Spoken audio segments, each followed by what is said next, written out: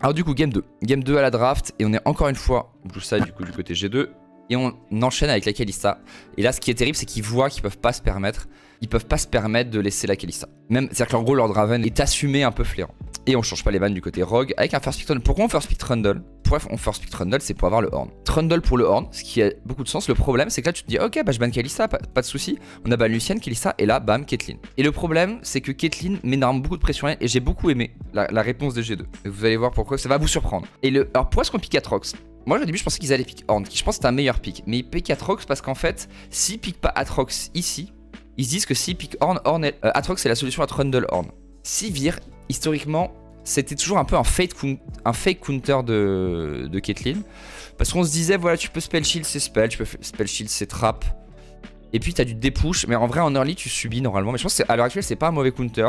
Parce que assez vite, tu peux juste one-shot la wave. Et là, le Renekton contre Atrox, moi, je trouve ça compliqué. Mais il faut pouvoir abuse les premiers niveaux. Du coup, ban de la Yuumi. Je suis pas complètement fan du ban, honnêtement. Mais peut-être que ça apporte le sustain nécessaire. En fait, le truc, c'est que si Yuumi était fort, il aurait fallu pick Yuumi ici, à mon sens. Parce qu'en ayant pick Trundle, c'est toi qui as tous les choix dans la top lane, donc peu importe. Là, le blanc qui a été très fort et du coup qui force pas le Banari et le Banari.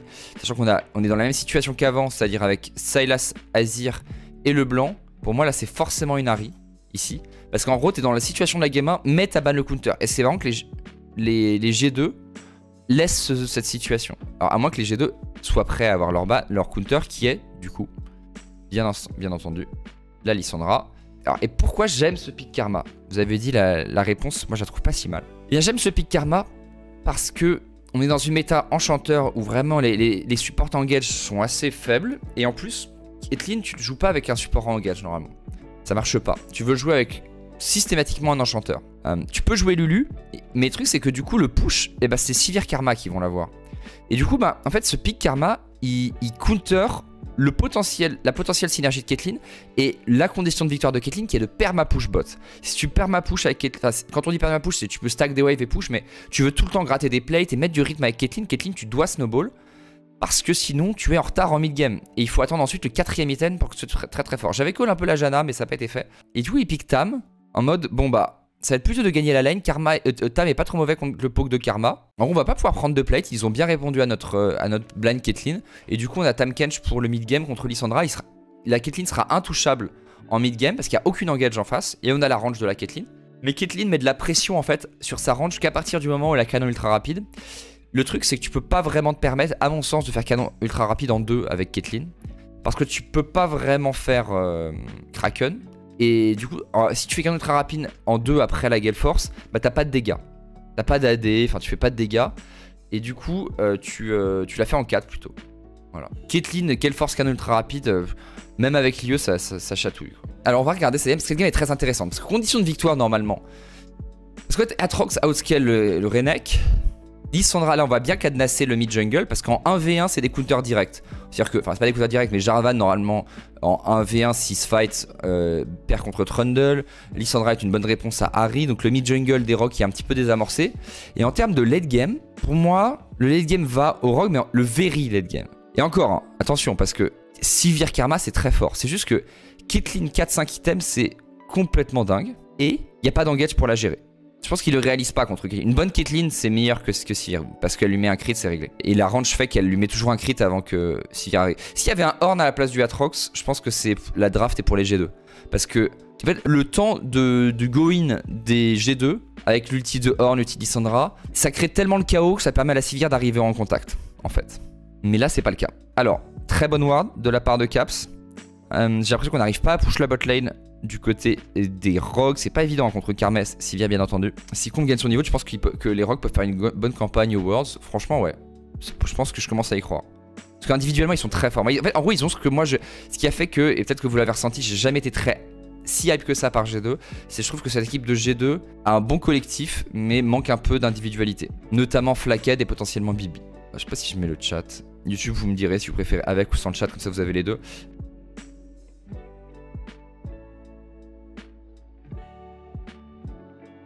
Et on voit, le match-up est pas évident pour... Voilà, ça c'est pas de chance. Ça. Je sais pas si vous voyez ce qui s'est passé. Le match-up est pas évident pour Aatrox dans les premiers niveaux et pour moi il reprend ses droits vers level 7-8. Là pourquoi est-ce qu'il a go in level 5, level 5, level 5 et il prend son level 6 sur je ne sais quoi et du coup il redéclenche. Mais Odo là il peut rester sous tour. Pourquoi il peut rester sous tour? Parce qu'en fait pendant le dive il va avoir son 6 et du coup il peut turn le dive sans problème. Mais ce qu'on voit pour l'instant c'est qu'il n'y a pas vraiment d'avantage pre-bot. Et pas de plate, une Caitlyn qui prend pas de plate. Et ça c'est un peu tragique pour les rogues. Parce que le mid-game des G2 est très bon. Hein. Ça va être compliqué de les bouger mid, ils devraient gagner les deux sides. Pas mal de setup avec la Lissandra. Est-ce qu'on peut tenter quelque chose? Là c'est le moment où normalement les G2 sont forts. On a le pushbot qui a été établi, le premier back de la Sivir qui fait que maintenant elle va one-shot les waves quasiment. On va prendre le triangle a priori en vision qui est là. On peut jouer pour Drake, je crois qu'il est entamé d'ailleurs. Ouais, on commence le Drake avec le pushbot, le push mid à l'aise. On peut empêcher le freeze, j'ai l'impression. Et Caps du coup qui vient. Parce que Broken Blade peut freeze. Après freeze avec si peu de PV, bon. Il va forcément push sur la prochaine wave, donc c'est pas très grave. Odo peut back. Caps qui vient pour empêcher la pression mise par Malrang. Il n'y a pas grand chose. On voit quand même qu'il y a un léger avantage de Renekton en lane. C'est pas. Pour moi, ça rentabilise pas trop le pick Renekton. Après, Renekton peut briller dans le fight de mid-game. Et Odo qui est resté sur la lane. Parce qu'il voit que Broken Blade étant resté sur la lane avec peu de PV, mais lui en fait perdre du temps en faisant semblant de freeze, ça fait qu'Odo est forcé de rester. Si Bibi avait pris la wave sous tour, Odo aurait back. Pas de TP back, donc là, les deux top laners sont absents. Mais il y a la TP pour comp. Et ça, c'est double TP pour la bot lane. Ça, c'est intéressant. Les rogues, certes, en fait, ils gagnent rien sur leur pur match-up de V2. Vous voyez, 83 de farm à 87. En plus, ils ont perdu une plate, ce qui est catastrophique. Mais ils ont la double TP. Et ça, je trouve ça grave intéressant d'avoir joué double TP. Parce que du coup, ça leur permet d'accélérer sur ce timing-là. Et ça, c'est assez cool. C'est assez cool. La botlane qui est en train de venir, par contre, du côté des G2. Faut qu'ils fassent attention, là, les rogues. Parce que... Ouais, ça, c'est malhonnête. Hein. Ça se joue à rien. Mais ce qui est bien avec ce début de fight, c'est que ça fait perdre du temps au G2. Et que du coup, ça fait gagner du temps à Odo. Je pense que là, les rogues ont un peu mal joué. Enfin, l'idée était bonne hein, de la part de Comp. Là, vous voyez, ils double TP, mais ils voient que la Sivir part. Et ils sont même pas en train de faire le Herald. C'est-à-dire que s'ils avaient déjà commencé vraiment le Herald qui était un tiers PV qui pouvait hard push ça into faire le aider à la fin du Herald, pourquoi pas. Là le truc il commence tout juste le Herald. Moi ce que j'aurais fait là vu que la Sivir est en train de bouger et que le Aatrox ils savent qu'ils est au même niveau que le Renekton vu que le Renekton a base en même temps que le Aatrox, j'aurais slow push cette wave pour crash la prochaine qui va arriver à peu près au moment où Sivir est dans la river. Ce qui va donner une grosse prio au top. Tout en poulant le Herald. Et si Sivir est resté bot, bah on finit le Herald. Pour une autre, si Sivir est resté bot pour une autre wave. Sinon, eh bien, on cancel le Herald. Et du coup, Renekton a free push bot. Pendant encore une wave de plus. Vous savez, pull le Herald, du coup, ça permet de le faire reset et ça fait perdre du temps à ceux qui veulent le faire. Donc, l'un des meilleurs moyens d'empêcher les adversaires de faire le Herald, c'est de le pull et de le start soi-même. Le problème là dans tout ce play, c'est que Flakked, il est venu mid pour couvrir le Herald. Vous voyez, les mid. Mais il a pas reset. Donc, le temps qu'il aille bot. Le temps qu'il aille top, bah, il aurait un reset de moins, donc là, parce qu'on a back TP du côté des rogues. Et du coup, là, il doit reset, et du coup, bah, on a quand même le temps de taper une plate. Parce que Comp, il doit savoir ça. Il doit savoir qu'il a un reset devant. Et du coup, on a pris une plate bot, mais surtout, là, on prend des resets, des plates sur la Caitlyn. Ça, c'est la force de la double TP. Donc, quand même, Comp, qui a trouvé un moyen de prendre des plates, alors qu'il normalement, il peut pas en prendre grâce à cette téléportation. Voilà, ça va être un peu criminel de la part des G2, à mon sens. Pourquoi est-ce qu'on va bot? Parce que là, on a une menace de freeze de Odo. Et on a pris le blue buff, du coup, les rogues, ils go in. Et là, Broken Blade se fight pour éviter de se faire freeze, mais je pense que c'est une grave erreur. Parce qu'on ne voit pas la Ahri depuis tellement longtemps mid, et on sait qu'elle peut... Enfin, si elle est pas mid, il faut respecter. Et Caps, il sait qu'il a le free push, normalement, il doit dire, en fait, les G2, ils doivent gueuler sur le fait que on voit personne. C'est dommage parce que Broken Blade, c'était un de ses timings forts. On voit d'ailleurs qu'il a fait beaucoup de mal en 1v2, 1v3. Et là, 2v2, je pense qu'il le gagne largement, les G2 à ce moment-là. Et du coup, le Herald qui est quand même mis par Flakked, mais on voit que les rogues, malgré le Herald, se sont mis plutôt bien sur la map. On a pris des plates un peu partout. Alors, Odo, dans son match-up, normalement, il tient. Et on remarque, hein, alors déjà 36 d'avance, ce qui est énorme, mais on part Grand Drinker. Pas de Blade.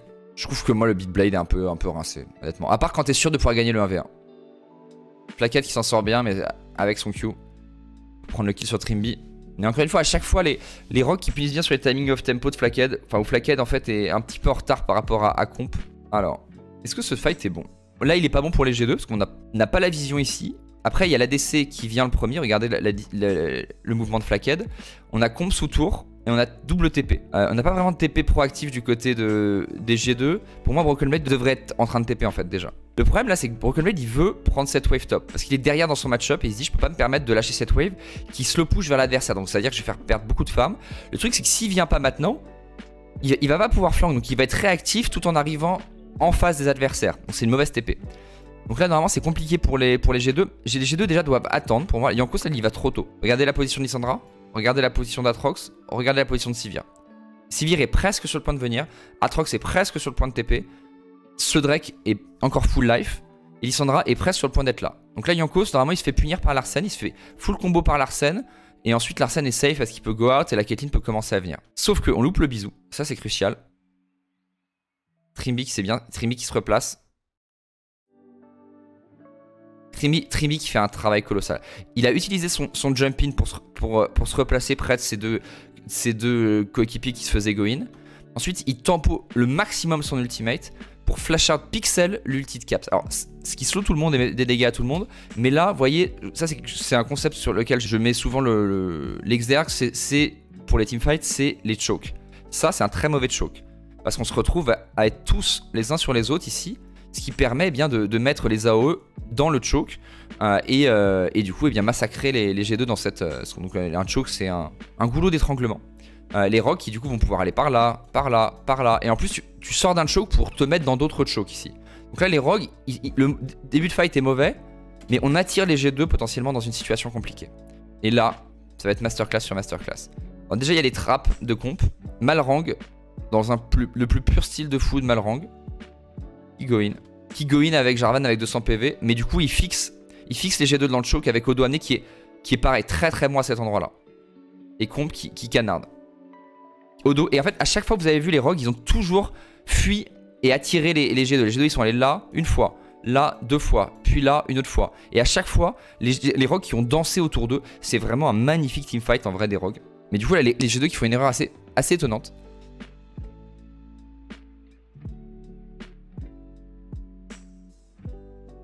Ah, Jankos qui fait ce qu'il peut. Jankos qui fait ce qu'il peut, mais les rogues se jouent bien de lui. Et Comp qui s'est gavé.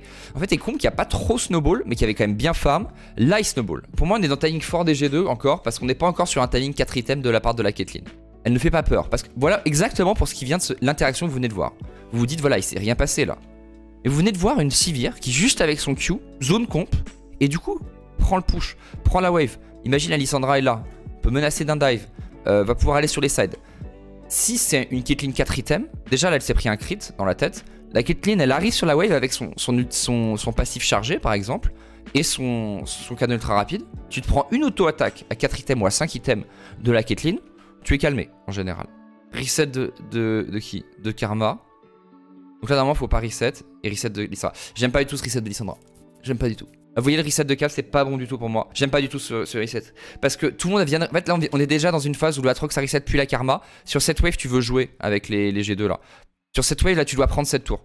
Là Lissandra, pour moi Caps, il doit pas aller à la base. Il doit venir ici. Ou alors il TP. Il TP là. À dire, regardez ça ping d'ailleurs cette ward. Pour moi il peut même TP là. Mais c'est... Tu TP du côté du Renekton, ce qui est dangereux. Alors t'as plus de vision bot side. Et là du coup ils perdent leur avantage qui était d'avoir ce side push sur la Harry. Qui a un TP aussi hein, donc elle aurait pu TP. Mais la tour est tellement one shot que... Et c'est tellement un spike fort des G2. C'est-à-dire que oui, les rocks sont là. Mais si jamais on arrive avec la Lissandra instant, ça cette tour, elle se fait instant. Vous voyez la comp il a plus 2. Là s'il y a un ulti de Sivir là-dessus, avec la Lissandra qui arrive, comp peut pas aller par là. Il est obligé d'aller là, on one shot la tour et on prend. Là je pense qu'il y avait moyen de jouer agressif. Faut savoir qu'il faut... En fait les G2 je pense qu'ils n'ont pas compris que c'était leur meilleur timing. Que leur force c'est le mini-game, c'est le 2-3 items. À partir de 4 items ils perdent. Ils outscale pas en fait. Ouais, voilà. Ça c'est bien, d'aller 4 sur le side ça se tient. Très mauvaise TP dodo, je trouve. C'est beau mais... Très bon flash par contre.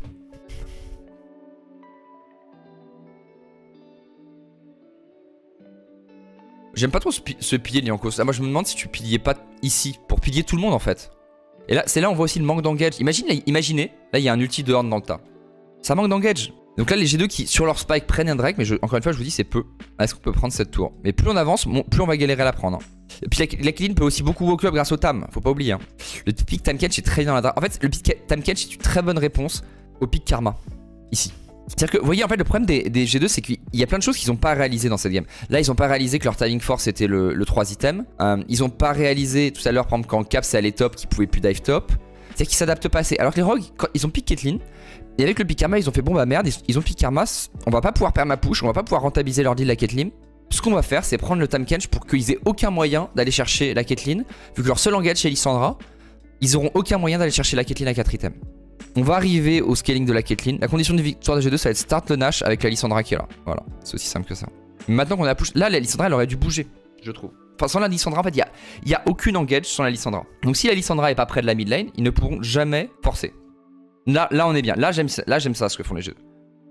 Ça c'est mon cap, vous voyez. Là par contre il faut start le Nash direct. Il n'y a pas d'autre solution. Tu peux aussi le faire sur le timing 3 items de la Sivir, qui est bien plus fort que le timing Caitlyn, 3 items. Là normalement ils auraient dû start le Nash à mon sens. On va voir s'ils vont le faire sur le 3 items. Alors qu'est-ce qu'on doit faire du côté G2 là pour ce Drake? Là c'est le fight de la game. Enfin c'est un des deux fights de la game. Parce que on est sur le timing IE, vous voyez, effectivement on attendait le timing IE du côté de Flackhead. On est un peu en retard sur la vision. Du coup là on sait pas où sont les rogues, mais on sait que Odo est top avec une téléportation, mais a priori il n'y a pas trop de ward dans le dos. Parce que les rogues étaient plutôt sur la défensive avant. Mais tu peux pas te permettre d'aller là. Là il faut push cette wave. Et ensuite tu vas ici, si possible en voyant quelqu'un mid. Donc là ils y vont trop tôt à mon sens au passage. Voilà, on va push du côté de Flackhead. Ok, là on voit combo. Là il faut one down. On a vraiment peur de la range de la Caitlyn. Hein. Après, cette compo doit flank plutôt. Il faut vraiment ils aient un flanqueur. Je pense pas qu'il faut soit Trundle par contre. Je pense qu'un Atrox. Et eux, ils veulent faire l'inverse. Ok, intéressant. Ok, ce qu'ils sont en train de faire, c'est qu'ils se disent. Parce que le meilleur flanqueur souvent c'est Lissandra ou Atrox. Ils disent on va go ici. Ça va être l'enclume et ça va être le marteau. Ou l'inverse. Comme vous voulez. Et Malrang les attend. Alors c'est archi bien joué. Hein. S'ils sont vus, ils sont dans la merde. Parce que après ça collapse. Mais Broken Blade il a peur d'avancer là parce qu'il voit personne. Il sait pas qui est où en fait. Je pense qu'on n'a pas assez d'infos du côté des G2. Manque de Blue Trinket peut-être. Mais regardez, en plus on go là alors que la Sivir est bot. Quelque chose qu'il n'y a pas. Donc on se retrouve comme ça, dans cette situation avec la Sivir esselée, le Atrox qui ne peut pas avancer parce qu'il n'a pas la vision. On n'a pas la vision ici, on n'a pas la vision ici, on n'a pas de ping parce qu'on était en retard sur le Drake à cause de l'absence de l'âme d'infini. Peut-être que si on n'était pas 20 CS derrière du côté de Flackhead, c'est con hein. Là il est 20 CS derrière. Si du coup il avait son milieu 30 secondes plus tôt, ils ont la position, il n'y a pas de fight. Et ils peuvent gagner le Black Game. Donc si imaginons que tu as Viper à la place de Flackhead qui a farmé mieux que ça dans cette game contre Combe qui lui met 20 CS, bah peut-être que Viper a son IE et ce teamfight c'est les rocs qui doivent face check. La position est toujours plus importante que les items. Ça je vous l'ai dit plein de fois. Le flash de Flackhead est buggé. Parce que là Flackhead il est dans l'ulti. Il se fait knock up, stun, un peu gratos je trouve. Hein. Puis bisous. Ici, Flackhead garde son flash pour les worlds. Absolument, on pensait un peu la même chose là-dessus. Hein. Et là, c'est la merde. Et là, c'est la merde parce qu'on n'a pas joué sur le timing 3 items. Et on va arriver sur le 3 items de la Caitlyn. Et surtout, on va arriver sur le 4 items bientôt de la Caitlyn. Qui a pris un triple kill en plus. Et le Nash. Et du coup, t'as pas la condition de victoire du Nash. C'est-à-dire que là, en fait, le pire, c'est pas tant le fight perdu. C'est que du coup, il y a 6 minutes avant le prochain Nash. Et dans 6 minutes, il y aura 4 items Caitlyn. Regardez, on est quasiment 4 items Caitlyn. Et là, ça change. Le 4 item a tout changé. Vous allez le voir dans la dynamique. Ça, j'aurais bien aimé voir ce qui amène à cette era. On essaie de clear les waves avant qu'ils arrivent, hein, mais pour utiliser leur Nash. J'aimerais bien voir ce qui mène à l'erreur de Broken Blade. Mais bon, c'est le problème des resets. C'est le problème des replays, c'est qu'on voit pas les setups souvent de map. Mais bon, c'est... It's life. It's life. Mais on garde les libres, ce qui est déjà pas mal. Mais maintenant, regardez, TP back et cette fois qu'il est très rapide. Et là, ça change tout. Alors, normalement, une bonne Caitlyn va timer ses. Je crois que là, il a son passif. Il me semble, je suis pas certain, mais je crois. Il va timer son canon ultra rapide avec son proc de passif. C'est pour ça qu'il auto parle. Hein. Voilà. Alors, comment est-ce qu'on gagne du côté des G2 bah, il faut trouver un flank sur comp tout en pouvant attraper la Caitlyn en sortie de Tahm Kench. Caitlyn a Gale Force, Tam. Voilà. Pas d'autres ajouts. Donc le Drake est logiquement récupéré. Alors, que fait Malrang top? À push cette wave, je ne sais pas. Légende. Et regardez les bags de Rogue. Il y a Sacro. Contrairement à tout à l'heure, les bags de G2 que j'aimais pas. Voilà. 1332. Et là, ça change tout. Là, il n'y a plus de fight. Et là, il peut mettre l'ulti. Et là, ça marche parce que tout est désorganisé. Vous voyez, c'est... Effectivement, du coup, là, l'ulti, ça marche bien. Mais c'est une phase de poke. En fait, la Caitlyn... Quand elle est très forte, devient un champion qui peut poke sans réel counterplay. Personne ne dodge cette auto. C'est là où Caitlyn est trop forte dans la game. Alors, est-ce qu'on peut enfin flank? Donc là, plus de net. Q de Broken Blade. Donc là c'est une erreur de Rogue parce que on a quelqu'un top, quelqu'un bot. En plus, le Jarvan qui a pas de TP. et on va taper la mid lane. Normalement, tu tapes pas la mid lane s'il n'y a pas un autre point de pression. Et là, ils veulent se créer des points de pression, c'est pour ça qu'on est bot et top. Mais dans ce cas-là, l'unité à 3, elles doivent attendre. Et là, Odo et Comp qui perdent patience, qui se croient trop fort en fait dans la game. Et du coup, les G2 qui punissent. Normalement, il n'y a aucun moyen de punir. Parce que là, vous voyez d'où ils partent les G2 sans engage. Normalement, ils peuvent pas toucher Comp. C'est juste qu'on a troll du côté des rogues. Brokenmet qui réussit à toucher. Là, il n'y a plus de... Il y a de nouveau un E. Et là, Caps qui fait un travail de fou. C'est-à-dire que là, il n'y a plus d'ulti de Tahm Kench. Et on fait un route into ultimate de Lissandra. Donc bah... GG. Et ensuite, on retrouve un flash Q d'Atrox. Flash Pilar, je crois, de Jankos. Et la Caitlyn est quand même pas morte, hein, au passage. On a tout donné du côté G2 sur une énorme erreur des rogues. Ils auront pas d'autres fights comme ça. Parce que c'est un setup très particulier où les rogues ont troll. Un peu semblable au passage au move, je sais pas si vous vous souvenez que j'avais commenté des Fnatic. Excel contre Fnatic.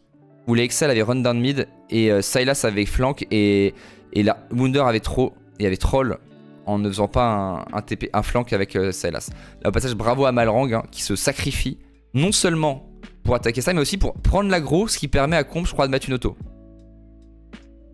Voilà, bravo à Malrang, le héros. Là, ils peuvent potentiellement essayer de finir ça. Hein. Il y a peut-être, après, il y a la Caitlyn qui, moi, c'est pas évident. Je suis pas sûr qu'ils peuvent finir. Mais en tout cas, je pense qu'ils auraient dû essayer. Vous avez raison. Parce que je vous dis, il n'y a pas d'autre fight comme ça. Parce qu'ils devraient savoir qu'en ayant cramé leur flash, ils n'auront pas d'autre solution. Ouais, c'est compliqué. Hein. Quant à la ligne de trap de Caitlyn, c'est un peu toxique. On va resetter, elle est top. Hein. Pas grand chose à faire. Ce que doivent faire les rogues, c'est setup la vision et empêcher de se faire TP dans le dos. Faut bien faire gaffe au sweeper. Faut pas surutiliser ce sweeper. Là, il faut vraiment, par exemple, à ce moment-là, il va falloir, avant de push top, il faut que Trimby, parce que là, vous voyez, il y a Malrang qui est un sweeper. Il va falloir qu'il se coordonne bien, que Trimby sweep ça, utilise la plante pour aller sweep derrière et tout. Ah oui. Ah oui. Ah oui. Pourquoi il fait ça? Alors, Malrang qui se met en position pour turn. Est-ce que tu veux turn à ce moment-là? En vrai, là, les rogues, ils doivent pas start le Nash. Parce que, vous voyez, ils ont une compo justement qui veut poke. Et donc, tu veux pas start un Nash quand tu veux poke. Ça, c'est une stratégie. Tu veux punir sur un face check. Donc là, c'est comme ça. Tu veux pas t'auto-stun pour permettre à l'adversaire de te flank. Et ils ont pas intérêt à start un Nash. Parce que de toute façon, il y a un moment où les super sbires vont taper à la porte de la base des G2. Mais là, ils ont un bon flank. Donc, ils le tentent. Même si je suis pas fan de Go-In hein, avec leur compo. Ça par contre, qu'est-ce que c'est smart ce call? Qu'est-ce que c'est smart ce call? Parce que en fait, on va regarder. Là les G2 disent ok on a gagné le fight. Du coup là on menace de finir la game. Du coup ils savent que leurs adversaires doivent respecter et vont back pour catch la wave. Et du coup ils disent bon bah voilà du coup ça nous a fait gagner la map parce qu'on les a forcés à revenir à leur base. Sauf que les rogues savent que les adversaires pensent qu'ils vont back. Et du coup ils font un sneaky Nash en 2 secondes avec la Caitlyn. Je trouve ça trop smart. Je trouve ça un pur call. Voilà. Et là, il prend un trap. Bon, il va prendre un double. Il y a un Zonia derrière, hein, ce qui est nécessaire contre Caitlyn. Mais bon, il est hors du fight quasiment. Regardez les dégâts de la Caitlyn. Et Odoane qui fait un bon taf aussi. Et les stopwatch, ça c'est aussi une grosse force de Caitlyn. Hein. On est dans League of Stopwatch un peu. Caitlyn, les stopwatch, elle a pas trop peur.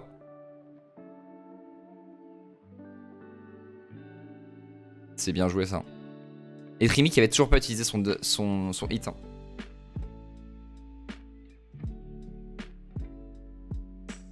Je regarde juste un truc.